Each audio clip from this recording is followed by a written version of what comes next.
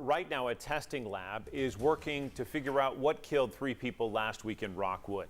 Investigators suspect drugs are to blame. Among the drugs they found inside that home in Roane County include fentanyl and heroin. Overdose deaths are growing in Roane County. 10 News reporter Ryan Connors spoke with the county's medical examiner to learn the extent of the problem. Ryan. John, Robin, here's what the numbers look like. Over the past 3 years, overdoses in Roane County have nearly tripled. In 2019, there were 21 deaths compared to 2022, which saw 58 people die from an overdose. Now, the county's medical examiner told me the reason being a switch of the drug of choice amongst people overdosing.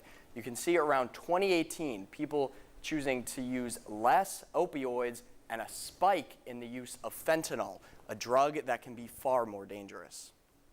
Roane County has been dealing with a spike in the amount of overdose deaths in recent years. It's sad for the community. It's sad for the loved ones that have to bury 30-year-old kids, and their life gets cut short just because of a choice.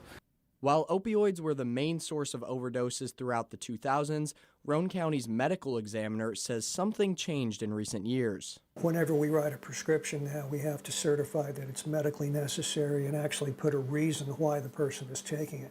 So that's when that law came into effect. And as you can see, the prescription opiates went down, and that's when your meth and fentanyl deaths started going way up. 2 drugs that the medical examiners say can often be tampered and manipulated with. Other forms of fentanyl that were never made for human use. The biggest one is xylazine. That is literally a horse tranquilizer. And we probably have had, since 2021, maybe 15 deaths in which xylazine was involved. For law enforcement, it's important to find where the drugs in an overdose case came from.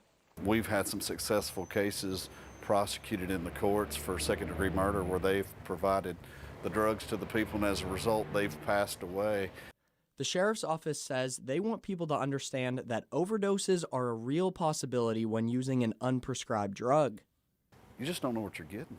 And what you get from your drug dealer today may not be the same as tomorrow. So what you did today may be different the next day, and that may lead to your death. Now, the medical examiner tells me Roane County is expected to receive money from the Purdue Pharma settlement in coming months. He wants to put that money into drug rehab and prevention programs to help battle the overdose issue. John, Robin?